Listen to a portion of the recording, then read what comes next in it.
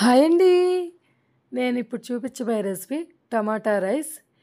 ఇది బిర్యానీతో పోటీ పడేదండి. అంత బాగుంది. టేస్ట్ మటుకు చాలా బాగుంది. చూసారా ఎంత పొడి పొడిగా వచ్చిందో. ఒకసారి మీరు కూడా ట్రై చేయండి. అది ఇప్పుడు ఎలా చేయాలో నేను ఇప్పుడు చూపిస్తాను. ఇప్పుడు ప్రాసెస్లోకి వెళ్ళిపోదామా. ముందుగా మీడియం సైజు టమాటాలు తీసుకొని వాష్ చేసుకొని కట్ చేసి ముక్కలుగా తీసుకొని మిక్సీలో ఫైన్ పేస్ట్ లాగా చేసుకోవాలి. ఇప్పుడు స్టవ్ వెలిగించి ప్యాన్ పెట్టుకొని అందులో మనం 3 టేబుల్ స్పూన్స్ ఆయిల్ యాడ్ చేసుకోవాలి.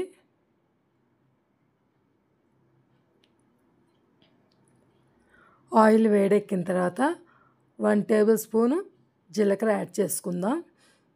జీలకర్ర యాడ్ చేసుకోవడం వల్ల టేస్ట్ బాగుంటుంది. జీలకర్ర ఫ్రై అయిపోయిన తర్వాత మనం ఒక ఆనియన్ కట్ చేసింది వేసుకోవాలి. 2 పచ్చిమిర్చి కూడా యాడ్ చేసుకోవాలి. ఆనియన్ తొందరగా మగ్గడానికి కొంచెం సాల్ట్ యాడ్ చేస్తున్నాను.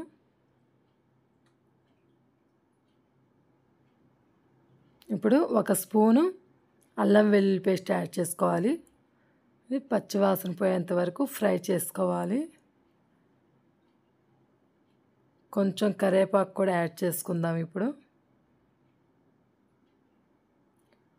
మాకైతే ఇక్కడ ఫుల్ వర్షం అండి. నేనైతే ఇది లంచ్లో ప్రిపేర్ చేస్తున్నాను మా పిల్లల బాక్సులకి. ఫ్రై అయిపోయింది కదా. ఇప్పుడు టమాటా పేస్ట్ని యాడ్ చేసుకుందాం. ఇప్పుడు ఒకసారి అంతా మిక్స్ చేసుకుందాం.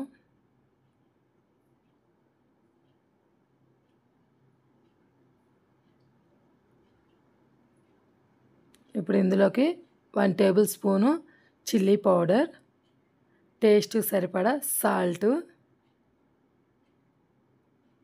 1/2 టీ స్పూను పసుపు, 1 టేబుల్ స్పూన్ ధనియా పౌడర్ యాడ్ చేసుకొని ఇప్పుడు ఒకసారి అంతా మిక్స్ చేసుకుందాం. ఈ వర్షాకాలంలో ఇలాంటివి చేసుకొని మనం పిల్లలకి బాక్స్ పెట్టామంటే చాలా ఇష్టంగా తింటారండి.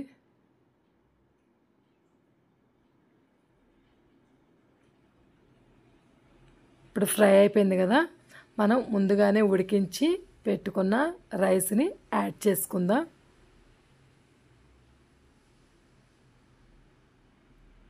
ఇప్పుడు మొత్తం ఒకసారి మిక్స్ చేసుకోవాలి. మనం రైస్ వేసిన తర్వాత మంటని హై ఫ్లేమ్లో పెట్టుకొని 2 నిమిషాలు మనం ఇలా రైస్ని తిప్పుకున్నామంటే టేస్ట్ బాగుంటుందండి. హై ఫ్లేమ్లో ఉండటం వల్ల రైస్కి మనం వేసిన మొత్తం పట్టుకొని చాలా బాగుంటుంది. అంతేనండి. చూసారా ఎంత ఈజీగా సింపుల్గా చేసుకోవచ్చో. ఫైనల్గా కొంచెం కొత్తిమీర చల్లుకొని బాక్సులు సర్దేయటమేనండి. పిల్లలు అయితే చాలా ఇష్టంగా తింటారు. మనం ఇదే రైస్ని ఇంకొక బాక్సులో పెట్టేసి కొంచెం పెరిగేసి ఇచ్చామంటే చాలా బాగుంటుంది. చూసారా ఎంత పొడి పొడిగా వచ్చిందో. చాలా బాగుంటుందండి. ఒక రకంగా చెప్పాలంటే బిర్యానీతో పోటీ పడిద్దండి ఈ రైస్. అంత బాగుంటుంది. నేను మా పిల్లల లంచ్ బాక్స్ కూడా సర్దేశాను. మీరు కూడా ఒకసారి ట్రై చేయండి. మీకు ఎలా వచ్చిందో నాకు కామెంట్ బాక్స్లో కామెంట్ చేయండి. ఓకేనా అండి. బాయ్.